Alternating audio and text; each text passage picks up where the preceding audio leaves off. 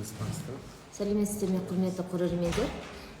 Менің аты жөнім Смағұлова Алия Рафиковна. Мен балалар неврологы болып табыламын. Балалар неврологымын. Сіздерге бүгін біз Мақсат Мед реабилитациялық орталығына қалай порталмен келу керек туралы ақпаратты қысқаша беремін. Және сұрақтарыңыз болса, сұрақтарыңызға да жауап беремін. Осы 2021 жылдан бастап Мақсат Мед медицина орталығы реабилитациямен екінші этапқа, үшінші этапқа науқастарды қабылдап жатыр. Бұл науқастарды қабылдаған кезде біз портал арқылы қабылдаймыз. Ол бүкіл Қазақстан Республикасындағы жүйелі түрде қабылданатын программа. Портал дегеніміз, яғни тегін ем.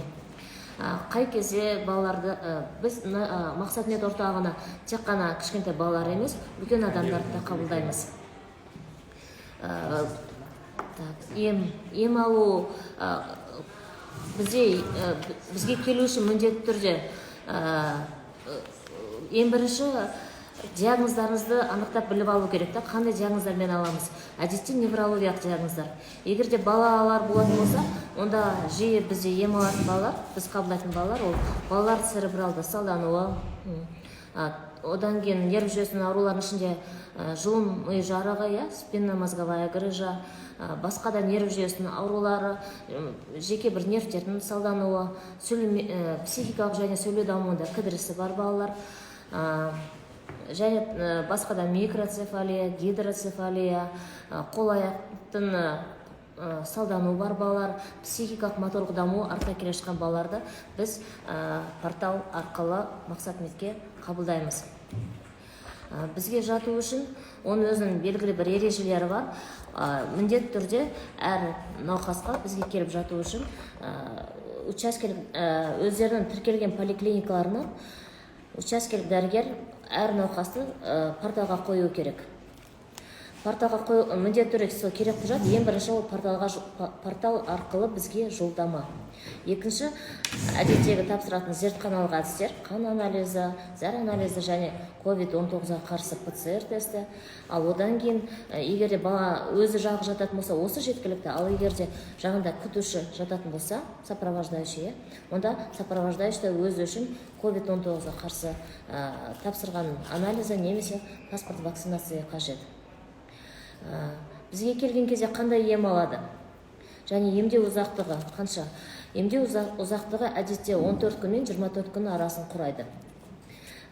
Бұл жерге келген кезде барлық науқастар міндетті түрде мультидисциплинарлық команданың құрамындағы мамандармен қаралады. Ол мультидисциплинарлық командаға кіреді педиатр, невропатолог, реабилитолог, ЛФК-инструктор, психолог, логопед. Осы мамандар қарағаннан кейін балаға арнайы индивидуалды 16 программасын құрастырады. 16 программасынан кейін балалар уже әр баланың әр ауруды әртүрлі индивидуалды жоспар құрастырғаннан кейін емін ала бастайды. Әдетте емге протокол бойынша, 16 реабилитация протоколы бойынша міндетті түрде балалардың көбісі массаж алады, дене шынықтыру ЛФК дейміз, немесе кинезотерапия. Одан кейін механотерапия. Механотерапия дегеніміз әртүрлі тренажерларда баланың жұмыс жасауы. Ол енжар және белсенді болып бөлінеді, баланың өзінің жеке патологиясына байланысты. Одан кейін иппотерапия бар, логопедтің сабағы, психологтың сабағы, музыкотерапевтің сабағы кіреді. Психолог өзінің сабағын сенсорлық бөлмеде жүргізеді және жеке психокоррекциялық коммуникациялық әдістермен сабақ өткізеді. Сондай-ақ бізде тағы дефектолог бар. Дефектолог маманы ол сөйлемейтін балаларды сөйлеуге үйрететін педагог маман, ал логопед маманы тілдері дұрыс шықпай жатқан балалар, кейбір дыбыстарды дұрыс айта алмай жатқан балаларға дыбыс артикуляциясын қоюға үйрететін маман болып табылады. Қай кезде бізге жату қарсы көрсеткіш болып табылады? Қай кездері біз порталмен реабилитациялық емге алмаймыз? Оған ең бірінші кезекте эпилепсия жатады, яғни судорогының белсенді кезінде ол ешқандай реабилитация ойналту шаралар жасалынбайды. Себебі бірінші мақсат ол кезде судорогының өзін емдеп алу. Екінші, егер де ЖРВ дейміз ғой, жедел респираторлық вирусты инфекциялар. Егер де науқас адам 16-ға келе шыққан кезде температурасы жоғарылап, интоксикация белгілері немесе басқа да қосымша жедел респираторлық вирус аурулары болса, онда біз емделіп толық тәуір болғанын күтеміз, тәуір болғаннан кейін қана аламыз. Тағы да 16 еміне алуға рұқсат етілмейді. Егер балада анемия бар болса, гемоглобині 80-нен төмен болса, ешқандай 16 шарасы жасалмайды, пока гемоглобинін жоғарылық көтермейінше. Сондай-ақ жиі кездеседі болады енді балаларда белок энергетикалық тапшылық, яғни баланың салмағының өте аз болуы. Белок энергетикалық тапшылық 2-3 дәрежесі ол реабилитацияға қарсы көрсеткіш болып табылады. Одан басқа тағы да терінің ірінді немесе жұқпалы инфекциялық ауруларда реабилитациялық емге қарсы көрсеткіш болып табылады. Неге десеңіздер, бізге келген кезде балалар міндетті түрде массаж, ЛФК алады дедік қой. Ал егер теріде жұқпалы аурулары, басқа аурулар болса, ол ешқандай емді ала алмайды. Сондықтан да бұндай емдерді біз бірінші өзінің тұрғылықты жерде емдеп, тәуір болып, одан кейін бірақ келуін сұраймыз. Сондай-ақ тағы да қай кезде қарсы көрсеткіш 16 ол жиі қан кету. Қан кетудің себептері де өте көп. Ол үшін бірінші олар егер жиі балада қан кету ауруларымен зардап шексе, бірінші қан ауруын емдеп алған дұрыс, одан кейін ғана 16 процесін бастауға болады. Қандай диагноздармен аламыз дегеніңіз мен оны айтып өттім. Біз балалардан басқа тағы үлкен ересек адамдарға да 16 шараларын жүргіземіз. Жиі ересек адамдар инсульттан кейінгі жағдайлар, инсульттан кейін операция болса, немесе операция емес консервативті емдеген кездерде последствия инсульттың салдары диагнозымен ересек адамдарды аламыз. Одан басқа протокол бойынша Паркинсон ауруымен де алуға болады. Ересек адамдарды жиі және церебралды салдану. Бізге тағы да емге келуге болады дауна, микроцефалия, гидроцефалия диагноздарымен. Себебі осы соңғы кездер дауна диагнозы бар балалар еш жерде 16 емін ала алмай жүрген болатын. Қазір уже балада синдром дауна болса, ол порталмен реабилитациялық ем алуға болады. Бұл диагноздардың бәрін біз қайдан алып отырмыз десеңіздер, бұның бәрімен арнайы приказ бар, 116 приказ, Қазақстан Республикасының медициналық 16 жүргізу ережелері. Бұл приказ 7 қазан 2020 жылы шыққан. Сол приказ бойынша жұмыс жасаймыз. Әрине сол приказда қандай кездері екінші этапқа, үшінші этапқа, күндізгі стационарға, тәуліктік стационарға қандай диагнозбен алу ережелері сол жерде жазылған. Біз сол приказ бойынша жұмыс істеп балаларды және ересек адамдарды реабилитациялық емге қабылдаймыз. Біздің ем ол нейрореабилитациялық ем, яғни неврологиялық науқастар.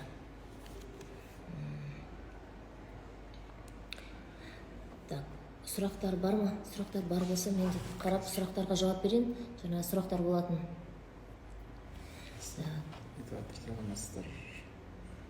Енді басталады сұрақтар. Егер сұрақтарыңыз болса, қоя отырыңыздар, мен сіздердің сұрақтарыңызға жауап беруге тырысамын. Еще тағы 24 адам кірген ба? Не жерде дұрыс көрсетіп кетеді.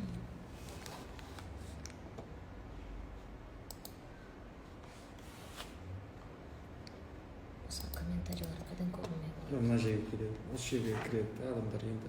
Сіздің сөзіңіз болса жайырақ жетеді. 5 секунд қана какой-то сондай артқа жүреді.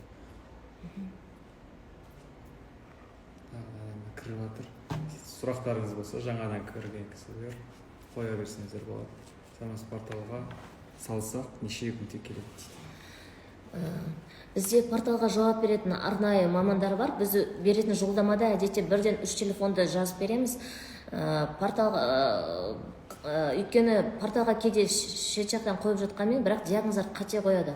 Порталға диагноз қойған кезде 2 диагноз қою керек. Бірінші Z диагнозы, ол реабилитациялық диагноз, екінші G, біздің неврологиялық. Бірақ кейде шет жақтан мамандар қойған кезде орындарын ауыстырып жібереді. Сол себепті біз өзімізге подтверждение дейді ғой, өзімізге қабылдай алмай отырамыз.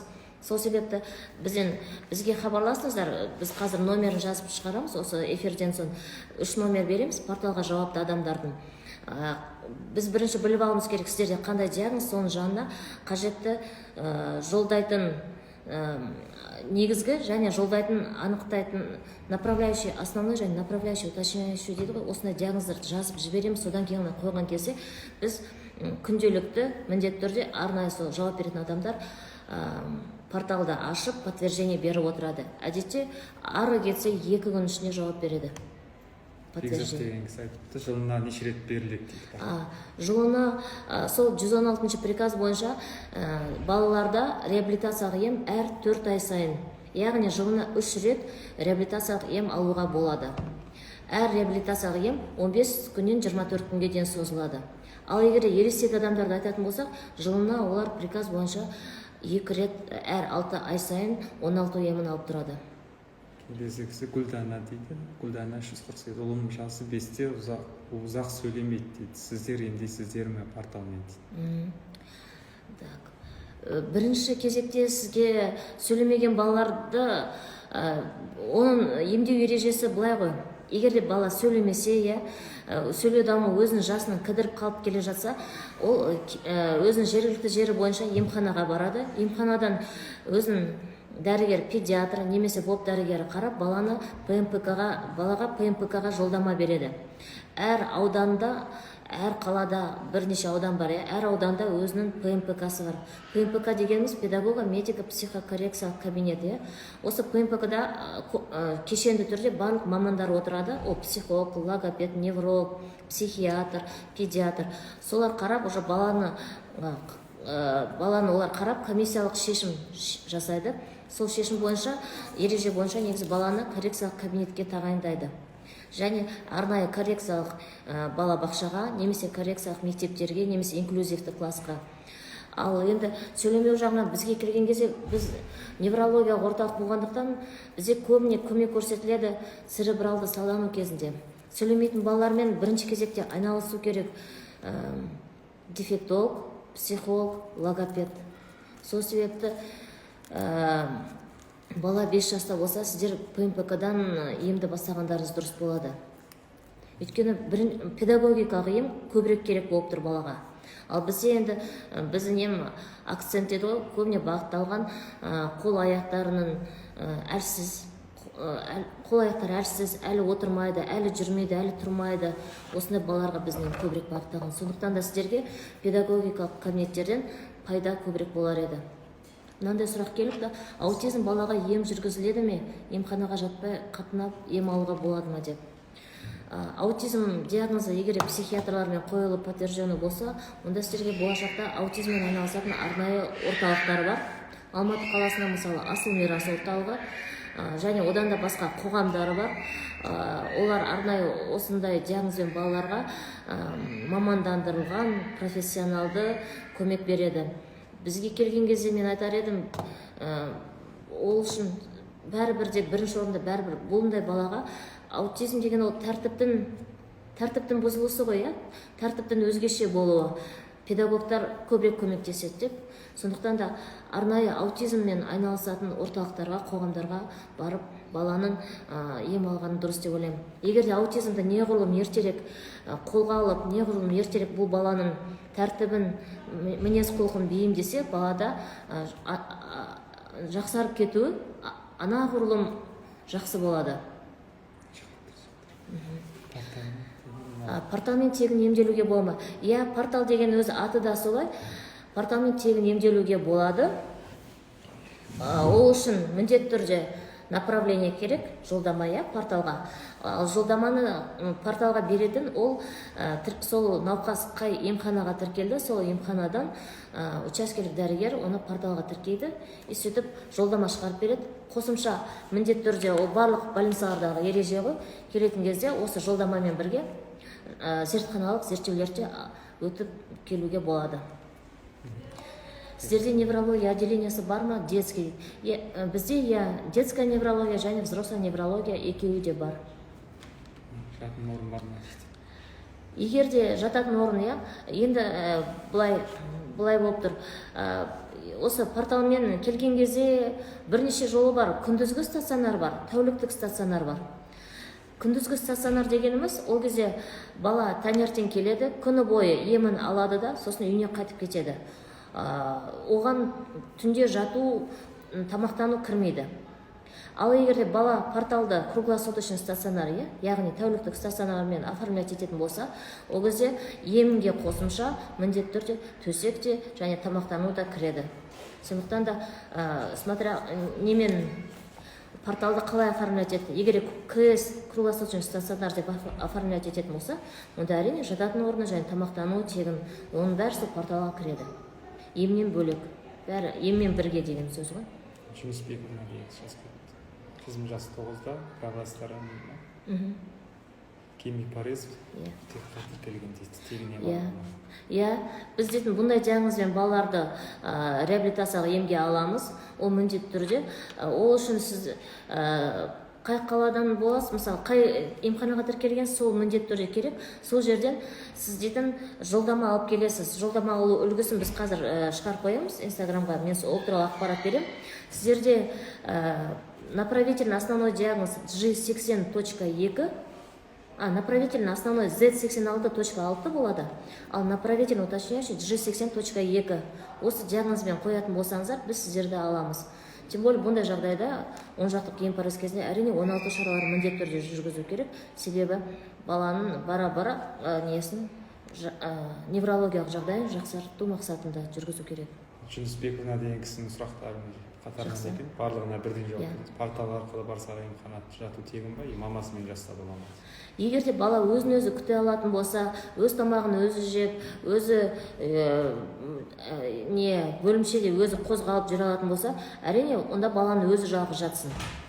Ал егерде баланың бұндай мүмкіндіктері шектелген болса, өзі қозғала алмай, өзі жүре алмаса, онда жанында міндетті түрде күтуші адам болу керек. Бірақ мен ойлаймын, сіздің қызыңыз жүретін шығар деп ойлаймын, өзі жалғыз жатса болады. Арғалай. Балам 9 айда ДЦП диагноз қойған, қазір учеттан дейді.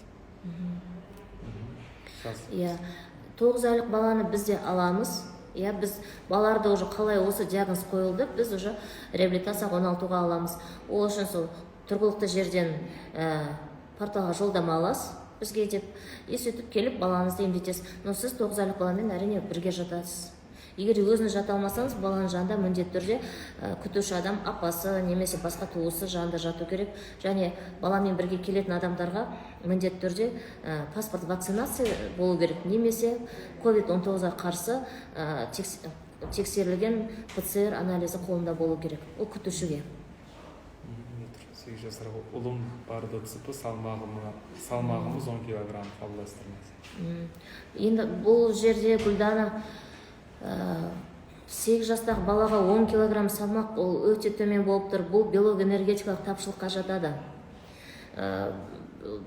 Сондықтан да бұл бізге жату үшін қарсы көрсеткіш. Егер де реабилитациялық ем алу жоспарда болса, бірінші сіздерге міндетті түрде салмақты көтеру керек болады. Өйткені мына жерде 10 килограмм ол қалыпты жағдайда, ол бір жастағы баланың салмағы. Даже 10 айлық, 11 айлық балалар 10 килограмм. 8 жаста баланың салмағы анағұрлым көп болу керек. Бізге келген кезде уже аяқын ем басталады. Күнде оған 24 күн тоқтамай ЛФК жасайды, массаж жасайды. Бұл баланың организмі үшін үлкен бір жүктеме. Сондықтан да мына 10 килограмм салмақ сіздер үшін өте төмен. Бірінші сіздер биолог энергетикалық тапшылықты емдетіп алыңыздар, одан кейін ғана порталда емделуге болады. Ал оны біз биолог энергетикалық тапшылықты емдейтін дәрігер, ол педиатр. Педиатр сіздерге баланы қалай тамақтандыру керек, қалай баламен жұмыс жасау керек, соны көрсетіп көмектеседі. Алтын неме алса бола ма дейді порталмен?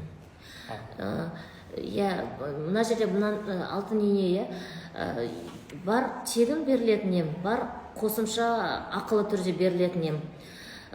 Портал бойынша, реабилитациялық протокол бойынша иглорефлексотерапия тегін емге жатпайды, ол ақылы түрде болады. Оны шешетін, және ол тура сол науқасқа иглорефлексотерапия керек па, керек емес пе, бұл сұрақты шешетін иглорефлексотерапевт дәрігердің өзі.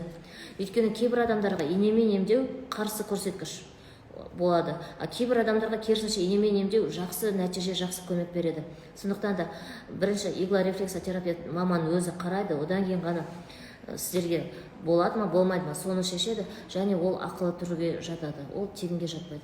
Тегінге жататын ем массаж бүкіл денесіне, кинезотерапия, екінші сөзбен айтқан кезде емдік дене шынықтыру, одан кейін механотерапия, түрлі тренажерларды баламен жұмыс жасау, одан кейін дефектологтың сабағы, психологтың сабағы тегін емге жатады, және музыка терапевтінің сабағы, еңбек мұғалімінің сабағы тегін емге жатады. Одан кейін физиопроцедуралар бар, физиотерапия, электрофорез, парафинотерапия, бұл да тегін емге жатады. Ал иглорефлексотерапия ол ақылы. Жалғыз жатқыза алмаймын. Жақсы, онда өзіңіздің қалауыңыз, Жүнісбековна, онда былай істеуге болады. Егер де сіз қызыңыз үшін алаңдап тұрсаңыз, мен өзін жалғыз жатқыза алмаймын деп, сіз сопровождающий болып жатқызсаңыз болады. Онда жалпы онда өзіңіз үшін қосымша анализдер тапсырып келесіз. Және сіздер онда 2 төсек орнын аласыздар ғой. 2 төсек орын аласыздар. Бұл жағынан енді бізде қазір телефон номерімізді береміз, сол арқылы хабарласып сұрап көру керек болады. Өйткені просто егер бала кішкентай және мамасы жатса 1 төсек орын кетеді, оған оның бәрі тегін. Ана жерде 2 төсек орында, өйткені бала үлкен болып тұр ғой. Сол себепті қазір біздің телефондарымызды береміз, сол номерге хабарласып сұрап көріңізші. Егер де жанында бала 10 жастағы бала және сопровождающий болатын болсақ, 2 төсек орын аламыз. Екінші адам үшін тегін бола ма жоқ па деп, мысалы сіздің өзіңіздің койкаңыз. Әйтпесе бала үшін емнің бәрі тегін. Сопровождающий үшін проживание, питание деген бар. Ол барлық жерде, егер де ересек адам болатын болса, тем более ол жағын уже біз қазір беретін телефон номерлер арқылы регистратурадағы жауапты маман жауап береді сізге.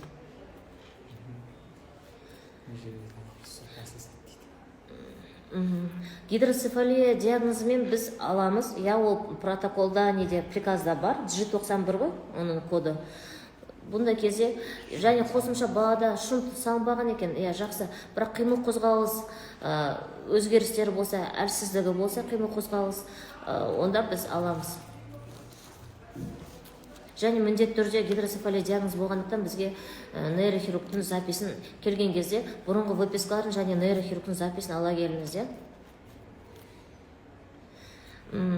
Асқазан ауруларын емдемейміз, себебі асқазан аурулары ол гастроэнтерологияға жатады, бізде нейрореабилитация. Нейрореабилитация дегеніміз неврологиялық ақаулары бар науқастарды емдейміз, соларға 16 шараларын жүргіземіз. Оған жататын негізгі аурулар церебралды салдану, инсульттың салдары, одан кейін туа пайда болған ақаулар, синдром Дауна, немесе жеке нервтердің параличтары. Шөп дәрілер жоқ шығар? Сұрағыңызға рахмет, Жүнісбековна. Шөп дәрілер тегін ба дейді. Жоқ, фитотерапия бұл да тегін емес, ол ақылы көмекке жатады. Себебі біздің реабилитациялық протоколда фитотерапия ол тегін емге жатпайды. Қыз бала 2 жаста, қазір бала 2 жаста, 9 айдан бастап әртүрлі диагноз қойып жатыр. Порталмен жаттық, 9 айда ДЦП қойған, сосын гемиплегия болған. Қазір балам сөйлемейді, және сол жағы нашар. Ондай болса, сіздің балаңызда церебралды салдану, сол жақтық гемипарез диагнозы болып тұр ғой. Енді пенсия жағына жауапты арнайы мамандар бар. Пенсияны оформлять ететін ол поликлиника, емхана. Ал бізге келген кезде біз қандай көмек көрсете аламыз? Біз аламыз бұндай диагнозбен баланы. Біз 16 емі, яғни сол аяғына, егер де ешқандай судорога болмаса, ондай болса парафин қоямыз, парафинотерапия, 10 күнге дейін массаж жасаймыз, денесіне әсіресе сол аяғына, сосын ЛФК жасаймыз, және түрлі тренажерларда баланы жұмыс істеп, сол аяғының қимыл көлемін белсенді қылып, жүрісін жақсартуға, ұсақ моторикасын жақсартуға әрекет жасап көмектесуге тырысамыз. Сондықтан да Зағира, сіздің балаңызды біз ала аламыз порталмен. Задержка речи деген диагноз қойды. Бірақ қараңыздаршы, церебралды салдану диагнозын қойған кезде задержка речи диагнозы қатар жүреді, жиі екеу бірге жүреді. бұл кезде сол себепті ғой біздің де емге кіреді тек қана массаж ЛФК емес, сонымен қатар міндетті түрде балалар психолог, логопедтің сабағы, психолог, дефектолог және логопед мамандарының сабақтарын алады.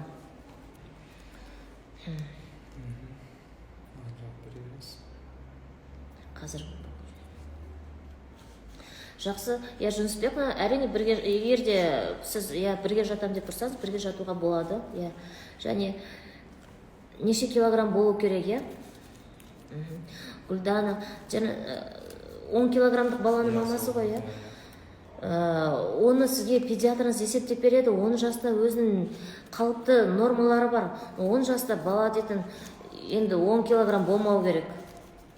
Оны сізге педиатрыңыз айтады, толық мағлұматты, және сіздерге ең бірінші кезекте тамақтану жағынан, тамақтану белокқа, көмірсуға, және майға, және клетчаткаға бай болу керек. Қандай тамақ сіздің балаңызға қорталады, қандай тамақ балаңыздың бойына сіңеді, оның жағын бәрін педиатр айтып, салмағын көтергеннен кейін ғана біз аламыз. Әйтпесе рас, біз бұған дейін де әлі ешкімді алып көрген жоқпыз. Бұны Бен 2-3 дәреже дейді, немесе дистрофия 2-3 дәреже дейді ғой. Ол тіпті біздің жасаған еміз, ол тіпті бала үшін қауіпті болады, егер де бірінші сіздер салмақ қосқандарыңыз дұрыс. Шөп дәрі не үшін береді дейді? Фитотерапия ғой, шөп дәрінің екінші аты. Шөп дәрі оның құрамында арнайы негізі Б тобының витаминдері және нерв жүйесінің жұмысын ынталандыратын, нейрон аралық байланыстарды жақсартатын қасиеттері бар шөптер, сол шөп дәрінің құрамына кірген. Оны шөп дәрінің құрамын сізге арнайы шөп дәріні дайындайтын бізде дәрігер ғана жауап бере алады. Мен дейтін неврологиялық сұрақтарыңызға және реабилитациялық сұрақтарыңызға жауап бере аламын. Ал былай шөп дәрінің мен негізгі құрамы, негізгі әсері сол Б тобының бай витаминдер және мидың жұмысын ынталандыру мақсатында тағайындалады. 2 жастан асқан баламен мамасы бірге жатамы? Өйткені 2 жас өте тым кішкентай, бұл 2 жастағы баланың жанында үлкен бір сопровождающий жатқаны дұрыс. Егер мектеп жасы болса, ол басқа сұрақ. Және бала өзі жүре алатын болса, 2 жастағы бала үшін дегенмен арнайы жанында, ол түнде ұйықтаған кезде де, жанында ем алған кезде де мамасы, немесе папасы, немесе апасы, бір туысы жанында жатқаны дұрыс болады. Диагноз гипертонус. Гипертонус дейтін ол симптом, ол диагноз емес. Гипер, грек тілінен аударған кезде жоғары, тонус дейтін бұлшығы тонусы. Қалыпты жағдайда барлық адамдарда норма тонус болу керек. Гипертонус ол орталық салданудың бір белгісі болып табылады. Әдетте гипертонус церебралды салдану ауруында жиі кездеседі. Сондықтан да гипертонус деп жазған диагноз емес, ол симптом. Бізге жату үшін арнайы қойылған невропатолог пен реабилитолог пен қойылған арнайы диагноз керек. Судорога жоқ. 2 жастағы баланың мамасы, задержка речи. Судорога жоқ болса, ол өте жақсы, бірақ дегенмен де сіздер бірінші ПМПК-дан бастағандарыңыз дұрыс, және логопед, дефектолог керек болады сіздің балаңызға. Жаңа салмақ қоспай жүрген мамасы ғой, қандай ем беріледі? Емді мен жаңа айтып кеттім, ем массаж, ЛФК, кинезотерапия, механотерапия, физиотерапия, электрофорез, психологтың сабағы, сенсорлық бөлмеде сабақ, музыка терапевтің сабағы, еңбек мұғалімнің сабағы, трудотерапевт, эрготерапевт бар бізде, және дефектолог маманың сабағы бар бізде. Олар осы тегінге кіреді.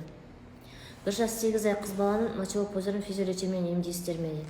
Бірінші біз сіздің қызыңызға қандай диагноз болған, қандай диагноз екенін біліп алу керек болып тұр да, мочевой пузырь ауруына энурез жатады ғой, энурез ол кіші дәрет ұстамау, ол оның себебін анықтап алу керек, оның бірнеше себебі бар ғой. Ол неден болып тұр, оның этиологиясы, себебі қандай? Себебін анықтап алғаннан кейін ғана біз аламыз, бірақ сіздер бізге келмей тұрып, мен ойлаймын, бірінші урологтың кеңесін алыңыздар деп. Өйткені мен әлі себебін де білмеймін, тек қана ол кіші дәрет ұстамау көптеген ауруларда кездеседі. Түнгі энурез бар, жиі кездесетін. Одан басқа спинномозговая грыжада кіші дәрет ұстамайды, басқа да психикалық және сөйлеу дамуының кідірісі болған кезде де кіші үлкендер ретінде ұстамай жатады. Сондықтан да бұл жерде мен сізге толыққанды былай жауап бере алмаймын. Ата анасы бірге жатса платный ма тамағы, иә? Егер де мына жерде бала кішкентай жастағы болса, ол тегін болады. А егер де бала ересек үлкен жас болса, иә, мысалы 10, 11, 12 жас, иә, және жанында ата анасы болса, олар уже екі адамның тамағын жейді ғой. Сол себепті ересек балалармен жатқан кезде ата аналарға платный. А кішкентай балалармен жатса, ол және бір орынды алса, төсекте, ол тегін. Иә, жақсы. Келіңіздер, келген емдерін шипа болсын. Міндетті түрде барамыз. Жаңа жүзбек негізі. Бізде платный кезінде кішкентай кезінде емделгенбіз. Мақсат оған көп көмегі тиді. Аллаға шүкір, емдері өте жақсы, шөп дәрілері де көп көмектеседі. Сіздерге Алла разы болсын. Рахмет сізге. Иглотерапияның емі не үшін қажет дейді? Иглорефлексотерапия бұл Қытай медицинасынан келген ем.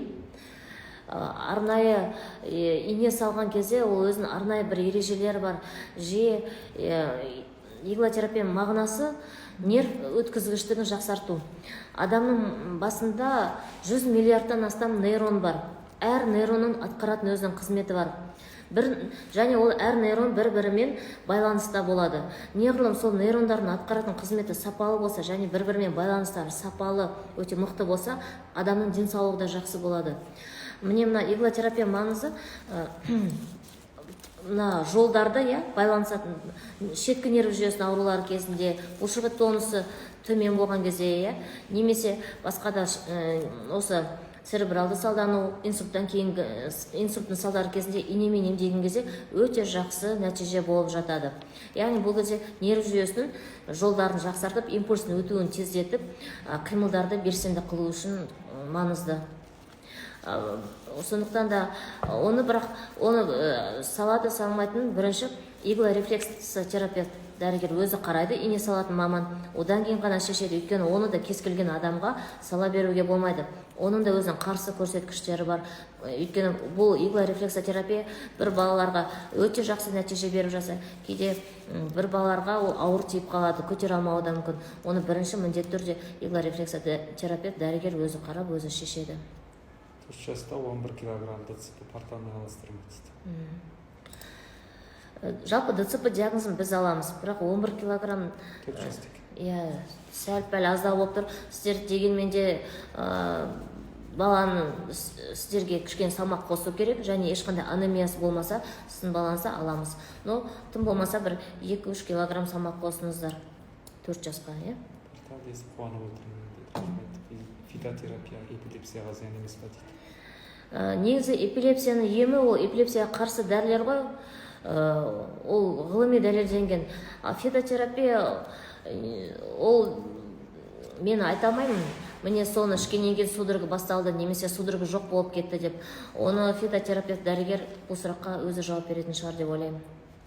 Қай күндері жұмыс жасайсыздар дейді? Біз күнделікті жұмыс жасаймыз. Ал енді ем жөнінде реабилитация орталығында аптасына 6 рет, воскресенье демалыс күні, ал басқа 6 күні порталмен келген адам түгелдей емін бәрін алып шығады. Порталмен әдетте орташа есеппен 15 күн, жалпы 15 күннен 24 күнге дейін аламыз.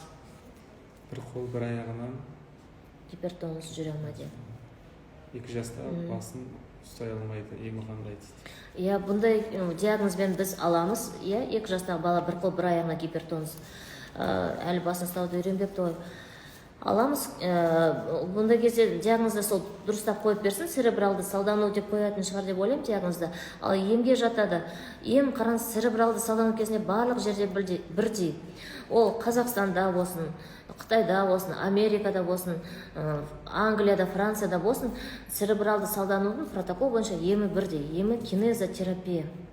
Кинезис деген ол қимыл терапия емдеу ғой. Яғни қимылмен емдеу.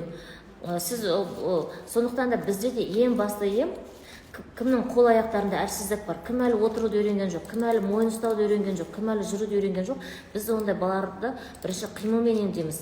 Кинезотерапия, яғни басқаша тілмен айтқан кезде ЛФК, ЛФК жасаймыз, одан басқа массаж жасаймыз, одан басқа тренажерларға отырғызамыз. Тренажерлар дейтін ол биологиялық обратная связь дейді ғой, биологическая обратная связь, арнайы тренажерлар, ол белсенді және енжар болып бөлінеді. Велосипедтер, иппотерапия және тағы да арнайы велотренажерлар. Сол тренажерларға отырып, бала дейтін сау аяғымен де жұмыс істей отырып, қосымша паралич болған аяғымен де жұмыс істей отырып, қимылдарын белсендіреді. Бұл жерде мақсатымыз бірінші баланы мойын ұстауды үйрету, одан кейін отырғызуды үйрету, аунауды, отырғызуды, сосын зақымданған, қай жағы зақымдалған, сол жақтың майда моторикасын жақсартып, жүруді үйретіп, жүрісін жақсарту. Балам 4 жаста әлі жүрмейді, сөйлемейді. Гидроцефалия иненің әсері бар ма дейді. Салмағын дейді. Қазір білмеймін мына жерде. Гидроцефалия диагнозымен біз аламыз. Әлі жүрмейді, сөйлемейді. Салмағы жаман емес. Сіздер бұны диагнозбен біз аламыз. Қандай код қою керектігін қазір сәлден кейін біз дейтін неге өзіміздің Instagram парақшасына жазып қоямыз. Және сұрақтарыңыз болса, сол жерде телефон номерлері бар. Міндетті түрде хабарласып, бізге порталға қоятын кодтарды және жататын уақыттарыңызды анықтап біліп алыңыздар. Себебі жататын уақытта, мысалы, бір келген кезде заезд сияқты ғой бізде де. Біз бірден көп адамды ала алмаймыз. Бізге де төсекпен қамтамасыз етіп үлгеріп отыруымыз керекпіз ғой. Сондықтан да сіздерді, мысалы, осы айға осынша көлемде бала, келесі айға осынша көлемде бала деп, біз сіздерді алдағы уақыттарға жазып, өзіміздің журналға тіркеп отырамыз. Уақыттарыңыз келген кезде міндетті түрде сіздермен хабарласамыз, немесе сіздерде звондап тұрасыздар. Сөйтіп порталға сіздерді қойғыздыртып, подтверждение қойып аламыз.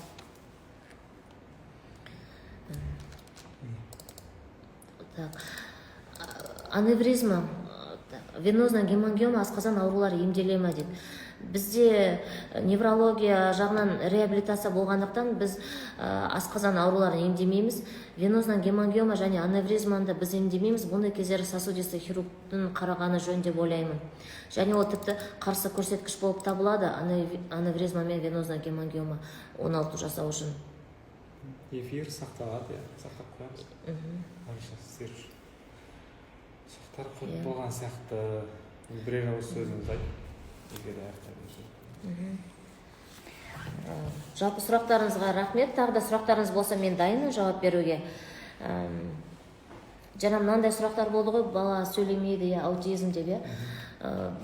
Әрине, мен бұндай кездер не айта кетер едім, қазір бұндай диагноздар жиі кездесіп жатыр. Оның көптеген себептері де бар ғой. Дегенмен де бұндай кездері жалпы баланың сөйлеу дамуы, психикалық дамуы өзінің кідірісі болып шыққан кездері баламен бұл ауру болмас үшін негізі профилактика жасау керек, яғни алдын алу. Уже бала іште біткеннен бастап баланың құлағы естиді. Уже бала іште шыққан кезде баламен сөйлесе бастау керек. Туылғаннан кейін де баламен үнемі сөйлесіп тұрса, ол баланың тілі тез ашылады. Бір жасқа келген кезде әп-әдемі тақылдап сөйлеп кетеді. Егер ата-ана баласымен ішінде жатқан кезде де босанып дүниеге келгеннен кейін де баламен сөйлеспесе, тілі кеш шығады.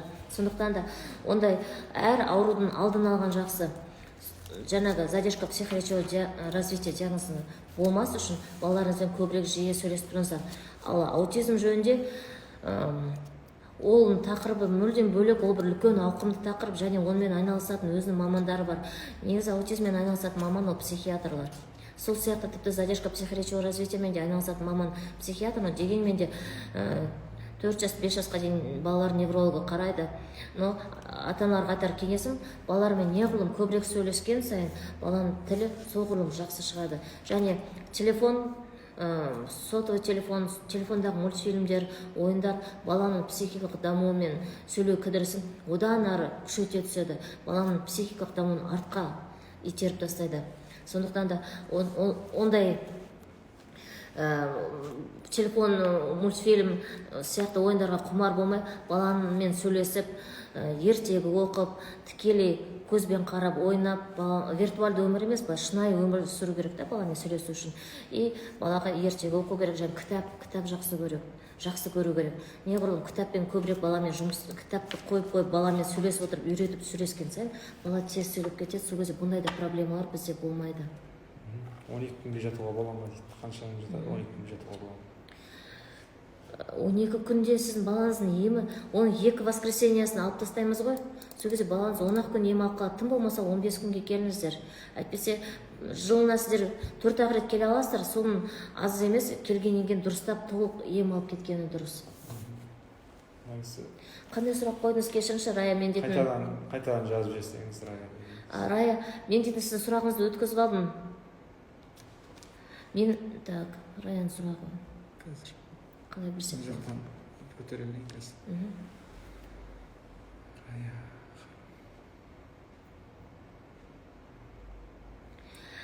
Бір жас 8 ай қыз баланы мочевой пузырь физиологичімен емдейсіздер ме, Жара, мен айттым ғой, бір жас 8 ай мочевой пузырь.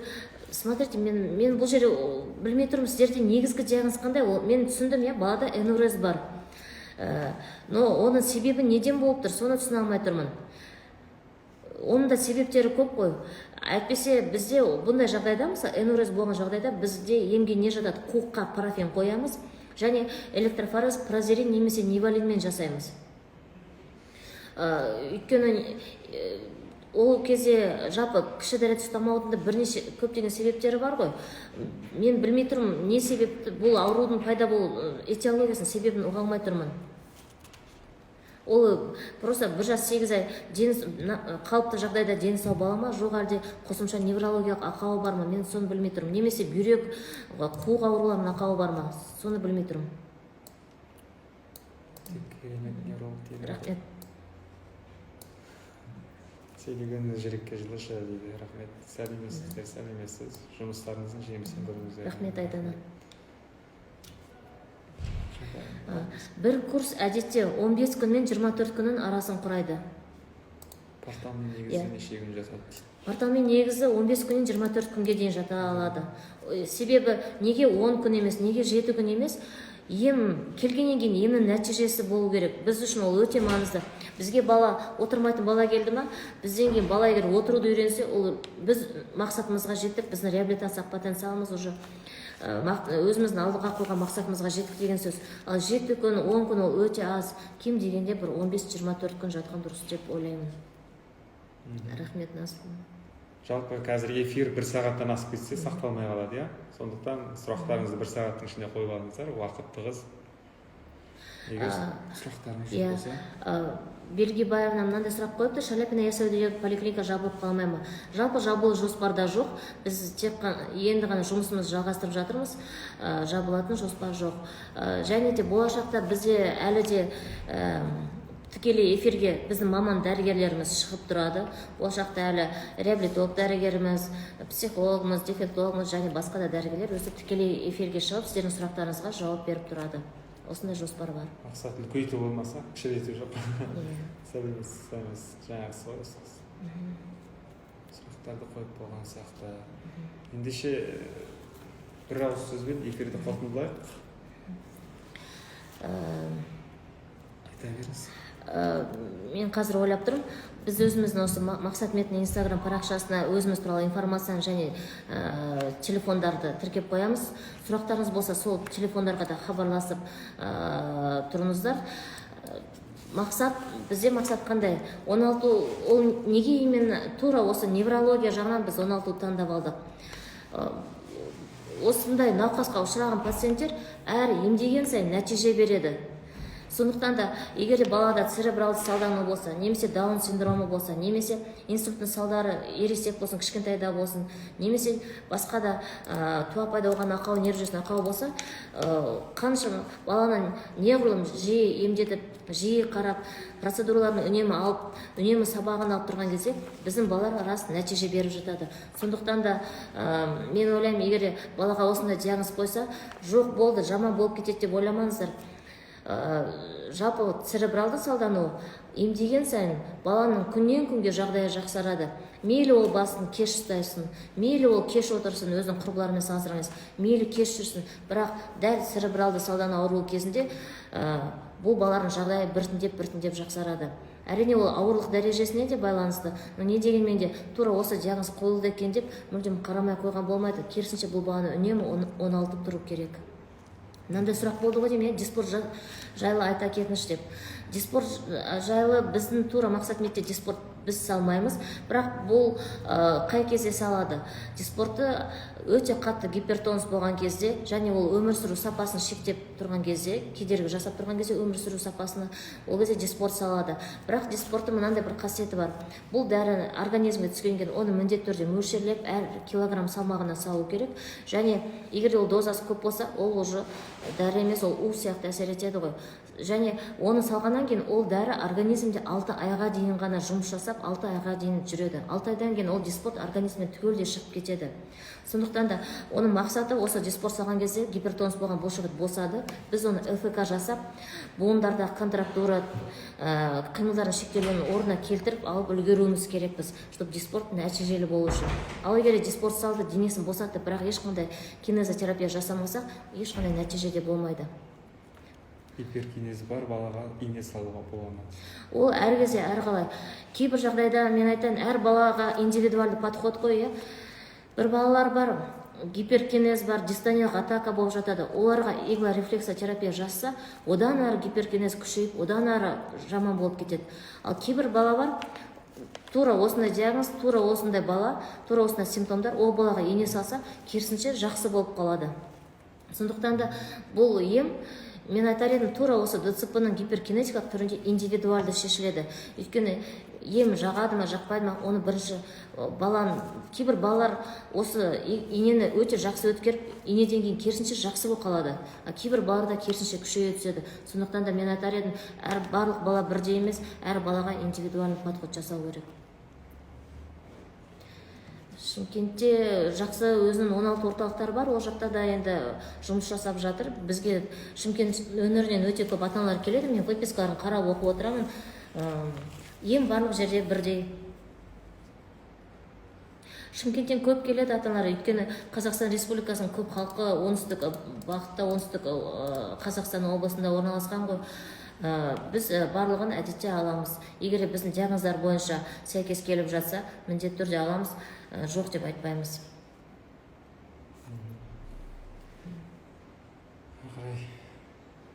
Сұрақ көпті ғой. Жақсы, ендеше Ақтау қаласынан Әрине болады. Біздің мақсат-мет орталығы ол республикалық деңгейде балалар қабылдайды. Тек қана Алматы қаласы емес, бүкіл республиканың қанша қаласы бар, қанша өңірі бар, қанша ауылы болсын, барлық жерден біз ала береміз. Міндетті түрде Ақтау болсын, Атырау болсын, Шымкент болсын, Қызылорда болсын, Алматы болсын, барлық жерден. Талдықорған қаласынан да біз аламыз. Алматы облысы ғой. Бірақ әзірше Талдықорған қаласынан ашылу жақын уақыттағы жоспарда жоқ. Жақсы, бізде эфирдің уақыты бітіп келе жатыр. 1 сағатқа жетпесе, онда эфир сақталмай қалады. Егер жауап алынбаған сұрақтар болса, жекеге жазып қойсаңыздар болады. Біз жеке дайректке жауап беретін боламыз. Барша сұрақ осы эфирге кіріп, қараған жандарға, сұрақ қойған жандарға белсене қатысқан, және де осы эфир ары қарай сақталады. Кез келген уақытта қарап көрсеңіздер болады. Сізге рахмет. Сау болыңыздар, ендеше. Портал жөнінде қазір 1 минут кешірім сұрайын. Портал жөнінде біз қазір дейтін информацияны шығарамыз. Сол жерде барлығы жазылып тұрады, телефондарда болады, хабарласып көріңіз. Жақсы, рахмет сіздерге.